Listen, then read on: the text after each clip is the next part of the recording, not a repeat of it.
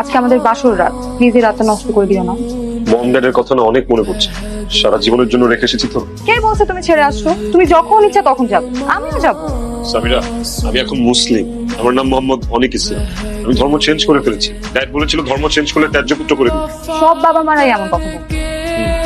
বাবা অনেক, আজকে শুক্রবার জুমার দিন, তুমি তো এখন মুসলমান হয়েছো, জুমার নামাজ না পড়লে পাপ হয়। চলো মসজিদ থেকে নামাজ পড়ে আসি। কিন্তু আমি তো নামাজ কিভাবে পড়তে হয় জানি না। আস্তে আস্তে সবকিছু শিখে যাবে। আমি মসজিদে গিয়ে যেভাবে নামাজ পড়বো আমাকে দেখে দেখে তুমি পড়বে। নতুন পাঞ্জাবি পায়জামা আর টুপি আছে, পরে রেডি হও। Thank you. টুপির পরা কিন্তু সুন্নত, পারলে সবসময় টুপিটা পকেটে রাখবে। হ্যাঁ, আর আল্লাহর ঘরে যাচ্ছ, আল্লাহর ঘরে যাওয়াতে কোনো লজ্জা নাই, প্রতিটা কদমে কদমে সোয়াব। আমি বুঝাতে পেরেছি? আসসালামু আলাইকুম চাচা জান। ওয়ালাইকুম আসসালাম, কেমন আছো বাবা? জি আলহামদুলিল্লাহ ভালো। উনি কি আমাদের দুলা ভাই? হ্যাঁ, মোহাম্মদ অনিক ইসলাম। নুরানি চেহারা দেখে মনেই হয় না যে নতুন পাঞ্জাবি আর টুপি পরছে। তাহলে চলো যাই। হয়েছে তো, আর কতক্ষণ করবা? রাখো তো। আর 10টা মিনিট।